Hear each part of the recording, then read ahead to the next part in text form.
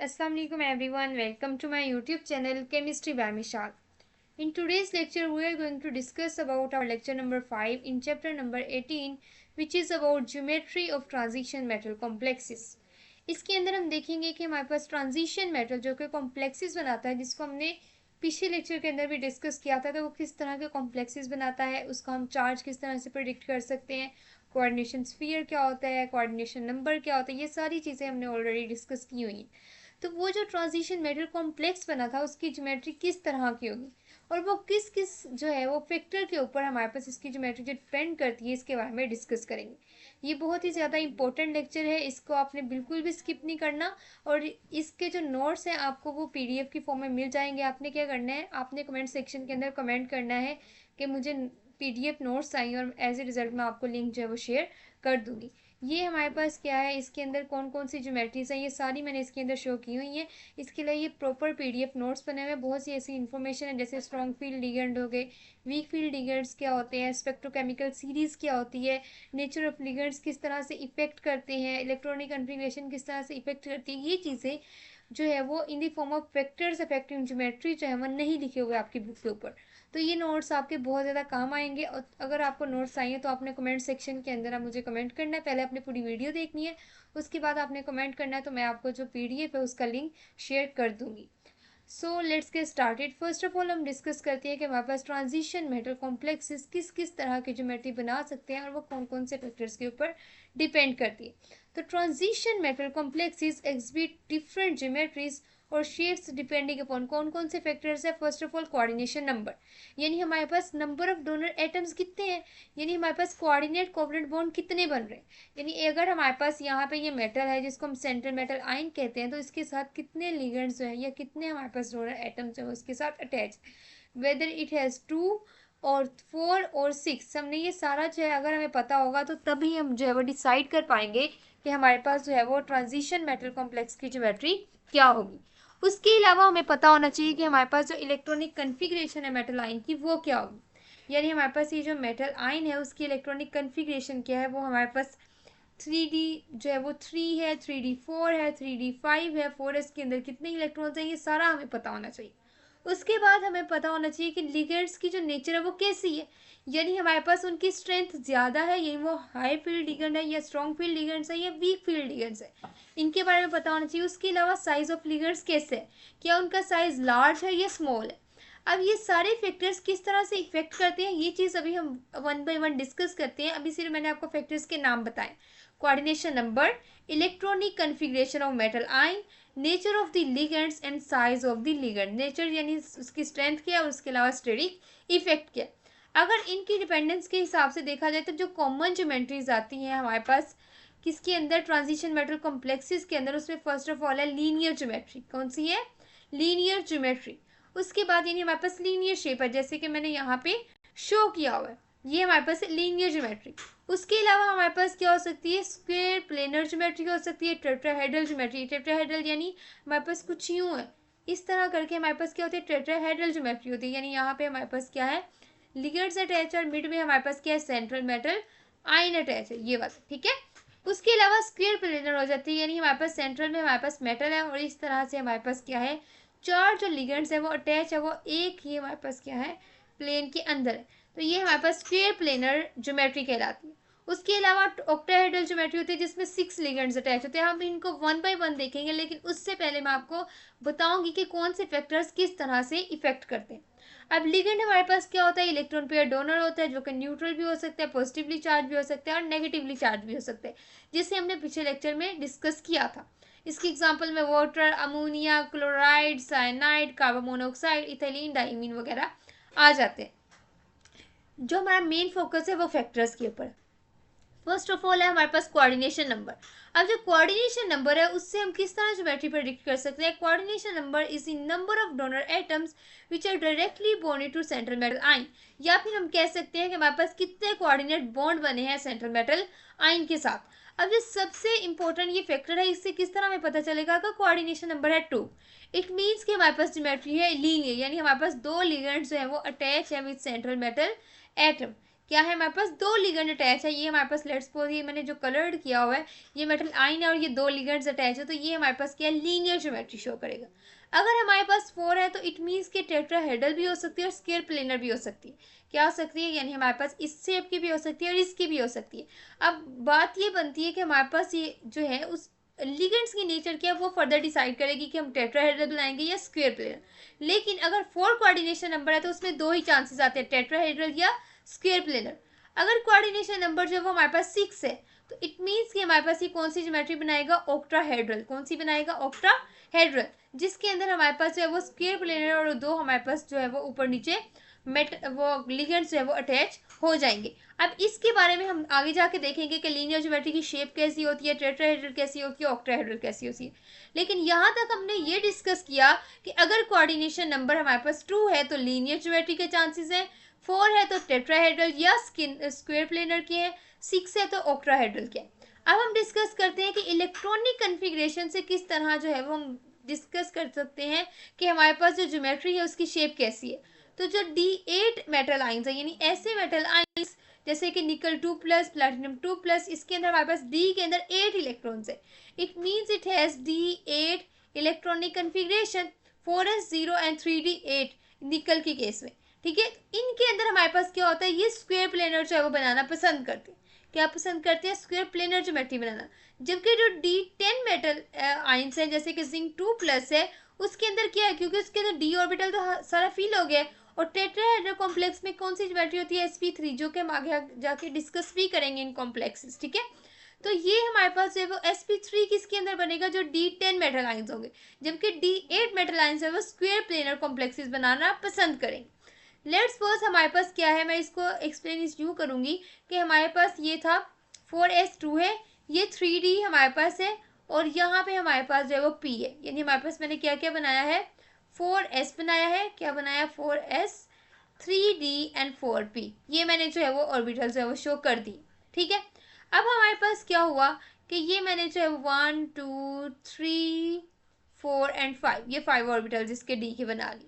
अब let's suppose मैं इसको यहाँ पे जो है वो शो करती हूँ कि 4s जो है वो उसका एम्प्टी है, क्योंकि हमारे पास D8 सिस्टम के अंदर हमारे पास क्या होता है, D8 सिस्टम के अंदर हमारे पास जो है वो इलेक्ट्रॉन जो है वो कहाँ से रिमूव होंगे, जो जब निकल 2+ बनाएगा तो वो s ऑर्बिटल से ही रिमूव होंगे। ठीक है, अब D8 सिस्टम है तो ये 4 इलेक्ट्रॉन, ये 6 और ये 8 हो गए। ठीक है, इधर इस तरह ये 8 हो गए। ठीक है, अब ये इस तरह का सिस्टम है। अगर हमारे पास, अगर मैं इसको देखूं तो ये D8 सिस्टम है, इसके अंदर अगर स्ट्रॉन्ग फील्ड लिगेंड आएगा तो वो इसको इधर ले आएगा और एज ए रिजल्ट एस में भी जो है वो इलेक्ट्रॉन पेयर जाएगा। एक यहाँ पे, अगर यहाँ पे लेट्स सपोज आ गया तो यहाँ पे भी एक इलेक्ट्रॉन पेयर जाएगा और हमारे पास जो है वो यहाँ पे भी जाएगा, तो DsP2 हाइब्रिडाइजेशन होगी जो कि स्क्वायर प्लेनर। लेकिन अगर D10 मेटल आइंस है, यानी हमारे पास क्या है, D जो है वो कम्प्लीटली फील्ड है। क्या है, कम्प्लीटली फील्ड है, यानी हमारे पास जो है वो D कम्प्लीटली फील्ड मीन्स कि मैं यहाँ पे इस तरह ये कर देती हूँ कि इस तरह से व्हाट डज इट मीन कि एक इलेक्ट्रॉन बहुत 4s में जा सकते हैं और 3 किस में जा सकते हैं, p में। तो sp3 हाइब्रिडाइजेशन किसकी होती है, टेट्राहेड्रल की होती है। तो इट मीन्स कि D10 मेटल आइंस हमेशा क्या बनाएंगे, टेट्राहेड्रल ज्योमेट्री बनाएंगे। जबकि D8 जो है वो मोस्टली बनाते हैं स्क्वायर प्लेनर, लेकिन हमारे पास ये टेट्राहेड्रल भी बना सकते हैं depending upon nature of ligands, जो कि हम देखते हैं लिगेंड्स की नेचर के अंदर। लिगेंड्स जो है वो दो टाइप्स के होते हैं, week field ligands and strong field ligands. Week field ligands और स्ट्रॉन्ग फील्ड लिगेंड्स से क्या मुराद है, यानी हमारे पास वीक फील्ड यानी जिनके अंदर हमारे पास इस तरह से पावर नहीं होती कि जब वो लिगेंड्स अप्रोच करते हैं d ऑर्बिटल्स को, जैसे कि हमारे पास मैं इधर d ऑर्बिटल लेट्स सपोज बनाती हूँ, क्या बनाती हूँ, d ऑर्बिटल बनाती हूँ और मैं यहाँ पे बना देती हूँ 6 इलेक्ट्रॉन, 1 2 3 4 5 एंड 6, ये नॉर्मल केस था। ठीक है, और ये S जो है वो कम्प्लीटली फील्ड है और जब हमने 2+ आयन बनाया तो ये एम्प्टी हो गया। अब हुआ क्या कि जब वीक फील्ड लीगल आएगा तो वो हमारे पास इस इलेक्ट्रॉन्स को जो है वो पेयर अप नहीं करेगा, ये इलेक्ट्रॉन ऐसे के ऐसे रहेंगे और ये क्या करेगा, S में फिलिंग कर लेगा और P में फिलिंग कर लेगा। क्या करेगा, S और P में फिलिंग कर लेगा। लेकिन अगर हमारे पास d ऑर्बिटल जो है, यानी हमारे पास इस तरह से d ऑर्बिटल को कोई स्ट्रॉन्ग फील्ड लिगेंड अप्रोच करता है तो हमारे पास ये क्या करेगा, जब स्ट्रॉन्ग फील्ड लिगेंड अप्रोच करेगा तो वो क्या करेगा, इलेक्ट्रॉन को क्या करेगा, पेयर अप कर देगा। क्या कर देगा, पेयर अप कर देगा।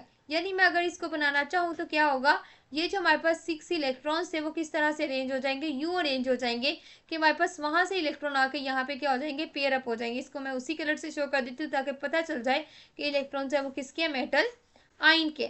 अब यहाँ पे हमारे पास क्या है, ये इलेक्ट्रॉन इधर आ गया और एक इलेक्ट्रॉन इधर आ गया, अब ये पेयर अप हो गए। अब क्या होगा, जब पेयर अप हो जाएंगे तो एज ए रिजल्ट जो आने वाला जो इलेक्ट्रॉन पेयर है वो कहाँ पे आएगा, एस में आ सकता है, डी में भी आ सकता है और पी में भी आ सकता है। ठीक है, तो हमारे पास वीक फील्ड लिगेंड क्या करते हैं, वो पेयर अप नहीं करते इलेक्ट्रॉन्स को, जबकि स्ट्रॉन्ग फील्ड लिगेंड्स क्या करते हैं, जो हमारे पास अनपेयर्ड इलेक्ट्रॉन होते हैं उनको पेयर अप कर देते हैं और एज ए रिजल्ट जो डी ऑर्बिटल है उसको खाली कर देते हैं। ठीक है, तो हमारे पास जो स्ट्रॉन्ग फील्ड लिगेंड्स हैं, जो कि हमारे पास स्ट्रॉन्ग फील्ड है जो पेयर अप करते हैं, वो मोस्टली जो है वो DsP2 हाइब्रिडाइजेशन को सपोर्ट करते हैं, क्योंकि वो डी ऑर्बिटल एम्प्टी कर देते हैं। एज ए रिजल्ट इसमें क्या बनती है, स्क्वायर प्लेनर ज्योमेट्री बनती है। क्या बनती है, स्क्वायर प्लेनर। जबकि वीक फील्ड लिगेंड जो है वो हमारे पास sp3 हाइब्रिडाइजेशन को सपोर्ट करते हैं। जैसे निकल 2+ के अंदर अगर हम देखें तो निकल 2+ के अंदर हमारे पास अगर स्ट्रॉन्ग फील्ड लिगेंड आएगा तो वो क्या करेगा, डी ऑर्बिटल को क्या करेगा, खाली कर देगा। क्या कर देगा, डी ऑर्बिटल को, एक ऑर्बिटल को खाली कर देगा और इलेक्ट्रॉन को पेयर अप कर देगा।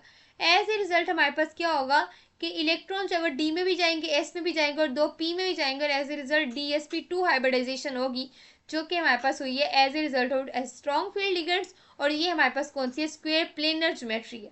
अब हमारे पास जो है वो ये इन्होंने यहाँ पे लाइन लिखी हुई है कि ये जो है इनकी जो स्ट्रेंथ है वो इफेक्ट करती है arrangement of electrons around metal ion and therefore it influences the geometry of a complex. अब हम बात करते हैं स्पेक्ट्रोकेमिकल सीरीज के बारे में। स्पेक्ट्रोकेमिकल सीरीज एक्चुअली अरेंज करती है लिगेंड्स को according to their field strength. जैसे कि मैं यहाँ पे अगर बात करूँ तो वीक फील्ड लिगेंड से चलते हुए स्ट्रॉन्ग फील्ड लिगेंड में किस तरह से इंक्रीज हो रहा है, ये अरेंजमेंट किस में की जाती है, स्पेक्ट्रोकेमिकल सीरीज में। जैसे कि यहाँ पे बताया हुआ है कि कार्बन मोनोऑक्साइड, साइनाइड या ethylene diamine tetraacetic acid, ammonia, water, ये स्ट्रॉन्ग फील्ड लिगेंड है। जबकि आयोडो, ब्रोमो, क्लोरो, फ्लोरो और हाइड्रोक्सो ग्रुप जो है हमारे पास क्या है, वीक फील्ड लिगेंड। ठीक है, तो वीक फील्ड लिगेंड्स क्या करते हैं, स्मॉल स्प्लिटिंग करते हैं और एज ए रिजल्ट हमारे पास जो डी इलेक्ट्रॉन्स हैं वो पेयर अप नहीं होते। और ये क्या करते हैं, ये फेवर करते हैं टेट्राहेड्रल ज्योमेट्री को अगर कोऑर्डिनेशन नंबर बन रहा है 4।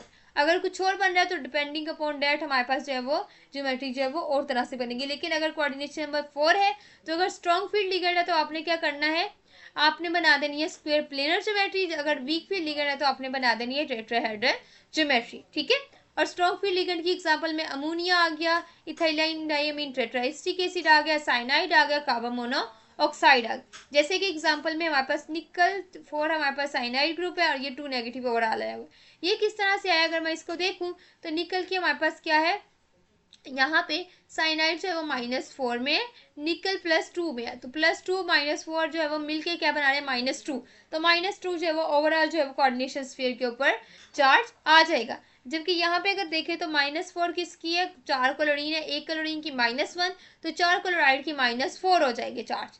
और उसके अलावा अगर आप कोबाल्ट को देखो तो यहाँ पे +2, तो +2 -4 बना देगा 2- जो कि ऊपर आ जाएगा। अब यहाँ पे कोबाल्ट के साथ क्लोराइड अटैच है तो क्लोराइड के वीक फील्ड लिगेंड्स है। As a result you can say कि इसका कोऑर्डिनेशन नंबर क्योंकि 4 है, 4 क्लोरीन अटैच है, उसके अलावा वीक फील्ड लिगेंड्स अटैच है, तो ये हमारे पास क्या बनाएगा, टेट्राहेड्रल ज्योमेट्री बनाएगा। यानी इसमें क्या होगा, एक कोबाल्ट है और साइड पे हमारे पास जो है वो 4 क्लोरीन इस तरह से अरेंज है, ये इस तरह से, इस तरह से और इस तरह से। जबकि स्ट्रॉन्ग फील्ड लिगेंड्स के केस में हमारे पास क्या होगा, निकल हमारे पास मिड में है और 4 साइनाइड जो है वो अटैच है। एक यहाँ पे अटैच हो गया, एक हमारे पास जो है वो साइनाइड इस तरह से अटैच हो गया, एक साइनाइड जो है वो इस तरह से अटैच हो गया और एक साइनाइड जो है वो इस तरह से अटैच हो गया। अब हम डिस्कस करते हैं कि साइज ऑफ लिगेंड्स जो है वो किस तरह से इफेक्ट करते हैं। तो वो लिगेंड्स जिनका साइज जो है वो ज़्यादा है, अगर हम उसके 4 कोऑर्डिनेशन नंबर की बात करें तो वो हमारे पास आप देख सकते हैं यहाँ पे जो है वो एंगल जो है वो ज़्यादा है as compared to this one. यहाँ पे आप देख सकते हो कि 90 डिग्री का एंगल है इनके दरमियान, लेकिन यहाँ पे हमारे पास एंगल जो 100+ है। इट मीन्स कि जब साइज ज़्यादा है तो वो दूर दूर रहने की कोशिश करेंगे और टेट्राहेड्रल ज्योमेट्री फेवर करेंगे। जबकि अगर साइज छोटा है तो वो क्या फेवर करेंगे, स्क्वायर प्लेनर ज्योमेट्री जो है वो फेवर करेंगे। अब हम डिस्कस करते हैं उन ज्योमेट्रीज के बारे में जो कि आपकी बुक के अंदर दी गई हैं और उसको हम देखते हैं और देखते हैं कि वो किस तरह से वो जो है वो बन रही है depending upon coordination number and upon the nature of ligands. अब अगर हम बात करें लीनियर ज्योमेट्री की जिसमें कोऑर्डिनेशन नंबर क्या है 2 है, इसमें एंगल हमारे पास क्या बनेगा 180 डिग्री। जैसे कि आप देख सकते हैं कि यहाँ एंगल क्या है 180 डिग्री, यानी हाफ सर्कल जितना एंगल है। उसके बाद अगर बात की जाए तो इसके अंदर लिगेंड्स कितने अटैच है 2, it means it's coordination number is 2। और हमारे पास ये किस तरह अटैच है, opposite side of central metal आइन अटैच है। इसका जो फेवर करता है उसके अंदर हमारे पास जो है वो Ag प्लस और हमारे पास Au प्लस, यानी हमारे पास गोल्ड का आइन और हमारे पास सिल्वर आइन जो है वो इसको फेवर करते हैं, जैसे कि आप यहाँ पे देख सकते हैं।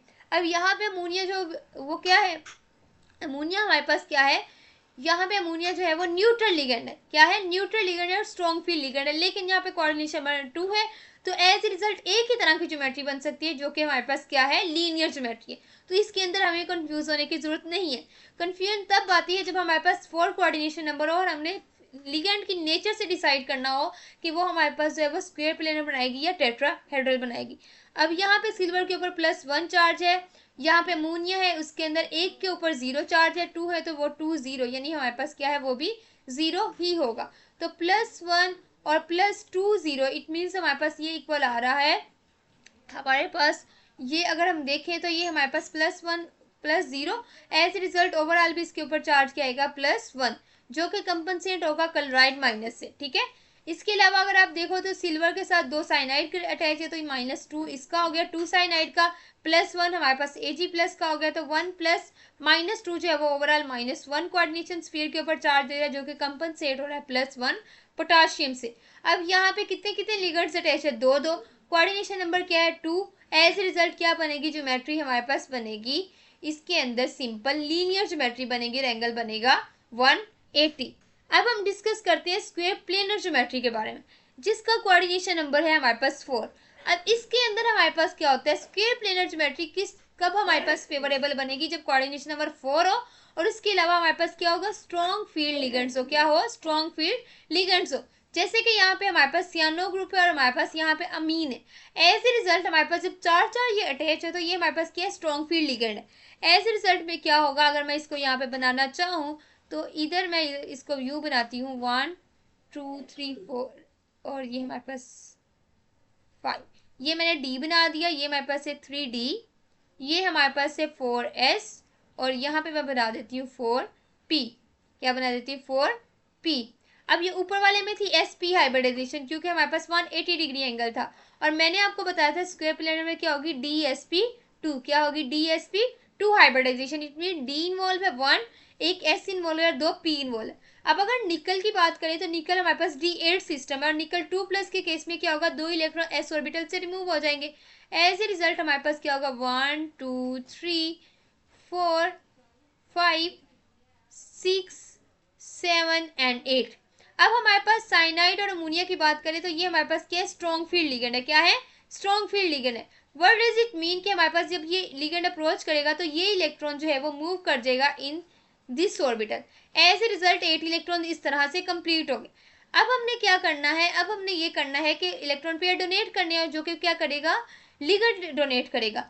एक वो S के अंदर करेगा, एक वो D के अंदर करेगा और 2 वो P के अंदर करेगा, यानी हमारे पास ये क्या होगी, DSP2 हाइब्रिडाइजेशन होगी। और DSP2 हाइब्रिडाइजेशन है तो एज रिजल्ट क्या होगा, एज ए रिजल्ट हमारे पास जो है स्क्वायर प्लेनर ज्योमेट्री बनेगी, यानी मिड में आपका आएगा, अगर मैं इधर इसको देखूँ तो मिड में हमारे पास निकल आएगा और 4 इसके साथ क्या अटैच है, साइनाइड ग्रुप अटैच है, CN इस साइड पे और हमारे पास सेम यहाँ पे अगर मैं यहाँ पे बना देती हूँ, एक साइनाइड जो है वो मैं यहाँ पे बना देती हूँ, एक साइनाइड मैं यहाँ पे बना देती हूँ, और इनके दरमियान जो एंगल है वो कितना है, 90 डिग्री का।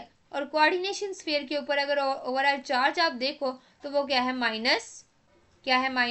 है। क्या है, -2 है, जिसको कोई सल्फेट आयन वगैरह जो है वो आके कंपनसेट नहीं कर सकता, क्योंकि इसके ऊपर -2 है तो K2 वगैरह जो है वो कंपनसेट करेगा। अब ये कैसे बने, D8 मेटल आयंस है वो मोस्टली बनाते हैं, जैसे कि मैंने निकल और प्लैटिनम की एग्जांपल दी। उसके अलावा स्ट्रॉन्ग फील्ड लिगेंड्स के साथ ये कॉमनली यूज होता है। उसके अलावा सारे के सारे एटम्स जो है एक प्लेन में, क्या है, एक प्लेन में पाए गए, जैसे कि यहाँ पे कोई दूसरे प्लेन में, यानी हमारे पास XY प्लेन में है, जबकि हमारे पास जो है वो Z प्लेन के अंदर कोई भी नहीं है। अब हम डिस्कस करते हैं टेट्राहेड्रल ज्योमेट्री के बारे में, कि टेट्राहेड्रल ज्योमेट्री हमारे पास कब बनेगी। ये भी तब बनती है जब हमारे पास कोऑर्डिनेशन नंबर 4 हो, लेकिन यहाँ पे एंगल जो है वो 100 से अबव चला जाता है, 109.5, और इसमें हाइब्रिडाइजेशन होती है sp3। जो कि तब पॉसिबल होती है जब हमारे पास वीक फील्ड लिगेंड्स हो, जो कि डी को हमारे पास क्या ना करें, पेयर अप ना करें। उसके अलावा ये किसमें ज्यादातर कॉमन है, D10 सिस्टम है, जिसमें डी ऑलरेडी फील्ड है, तो एस और पी में ही हमारे पास इलेक्ट्रॉन पेयर जाएंगे। जैसे कि यहाँ पे इन्होंने एग्जांपल दी है टेट्राक्लोरो कोबाल्ट की। इसके अंदर अगर आप देखो तो ये हमारे पास क्या है, कोबाल्ट हमारे पास किस जो है वो डी सिस्टम से बिलोंग करता है, सोनी टीवी वीसीआर में फीको निकोजिन। अब यहाँ पे हमारे पास फीको यानी हमारे पास ये डी, हमारे पास कौन सा सिस्टम है, D7 सिस्टम है। तो यहाँ पे हमारे पास क्या होगा, यहाँ पे अगर मैं इसको बनाना चाहूँ तो ये हमारे पास 1 2 3 4 5, 1 2 3 4 5। अब ये D7 सिस्टम है। अगर कोबाल्ट 2+ की बात की तो इलेक्ट्रॉन यहाँ से निकल गए और 1 2 3 4 5 6 एंड 7। अब ये वाला लेट्स सपोज सिस्टम है, ठीक है। अब यहाँ पे हमारे पास p जो है वो इस तरह से 3 ऑर्बिटल्स है उसके।